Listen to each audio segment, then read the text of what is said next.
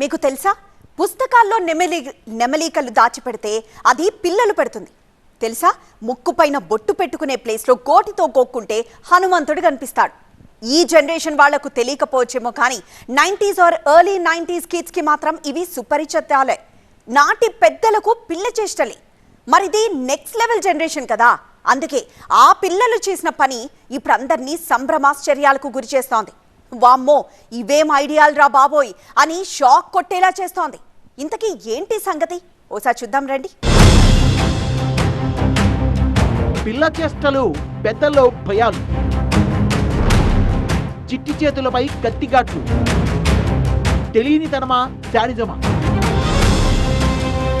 ఈ తరం పిల్లలకు ఏమైంది వాళ్ళ ఆలోచనలు ఎందుకింత క్రూరంగా ఉంటున్నాయి ఛత్తీస్గఢ్ రాష్ట్రం ధమ్తారీ జిల్లా దహాదాలో వెలుగు చూసిన ఘటన ఇప్పుడు ఇలాంటి చర్చకే దారితీస్తోంది స్థానిక ప్రభుత్వ పాఠశాలలో 35 మంది పిల్లలు బ్లేడ్తో చేతుల్ని కోసుకున్నారనే విషయం ఆలస్యంగా వెలుగులోకి వచ్చినప్పటికీ సంచలనంగా మారిపోయింది పిల్లల చేతులపై ఘాట్లు చూసి వారి తల్లిదండ్రులు బెంబేలెత్తిపోతున్నారు దెబ్బకు గ్రామమంతా భయాందోళనలో నెలకొన్న పరిస్థితి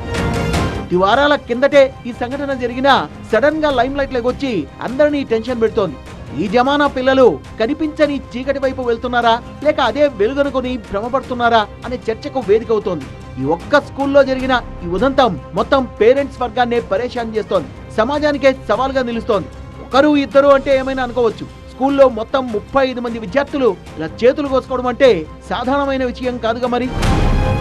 ఏం లొల్లిరా బాబు ఎందుకు ఇలా చేసుకుంటున్నారంటూ తల్లిదండ్రులు తలబాదుకుంటున్నా సమాధానం దొరకపోవడం ఈ ఇష్యూలో మరో ట్విస్ట్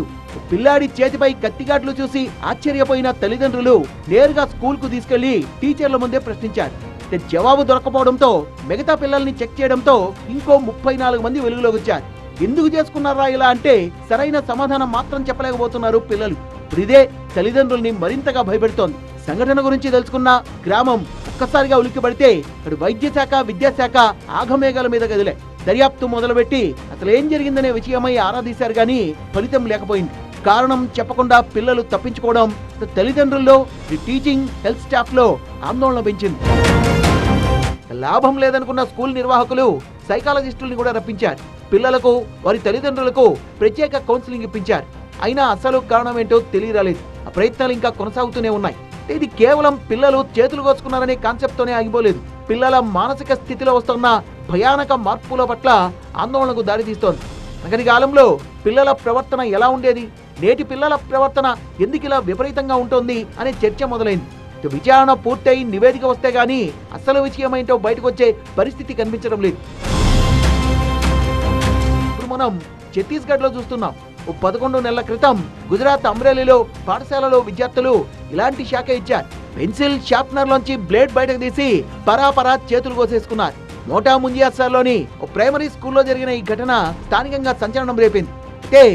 ఛాలెంజ్ లో భాగంగా పిల్లలు ఇలా తమను తాము గాయపరుచుకున్నట్టుగా తెలిసి అధికారులు షాక్ అయిపోయారట 7వ తరగతి 8వ తరగతులకు చెందిన 20 నుంచి 25 మంది విద్యార్థులు పెన్సిల్ షార్ప్నర్ బ్లేడ్లు ఫోర్క్లతో తమను తాము కోసేసుకున్నారట దీనికోసం వాళ్ళు పెట్టిన బెట్ ఎంతో తెలుసా జస్ట్ 5 నుంచి 10 రూపాయలు ఇంత చిన్న మొత్తం కోసం సవాళ్లు విసురుకొని మరి ఇలాంటి దారుణాన్ని కొడిగట్టారట అలాగని ఇదేమో ఆన్లైన్ లో చూసిన గేమ్ కాదు వారి సొంత ఆలోచనే అని తమ విచారణలో తేల్చారు అధికారులు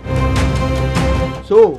ఛత్తీస్గఢ్ ఉదంతం వెనక్కి కూడా ఇలాంటి కారణమే ఏదైనా ఉండొచ్చనే అభిప్రాయం వ్యక్తమవుతోంది తల్లిదండ్రులు తిడతారనే భయంతో నిజం చెప్పడానికి పిల్లలు వెనకాడుతున్నారని తెలుస్తోంది ఇన్సిడెంట్లను బట్టి చూస్తే ఈ జనరేషన్ పిల్లలు ఇంత భయానకంగా ఆలోచిస్తున్నారా అలాంటి ఆలోచనలతోనే ప్రాణాంతకమైన ఆటలకు తెరతీస్తున్నారా అనే భయం తల్లిదండ్రుల్ని వెంటాడుతోంది ఇప్పుడు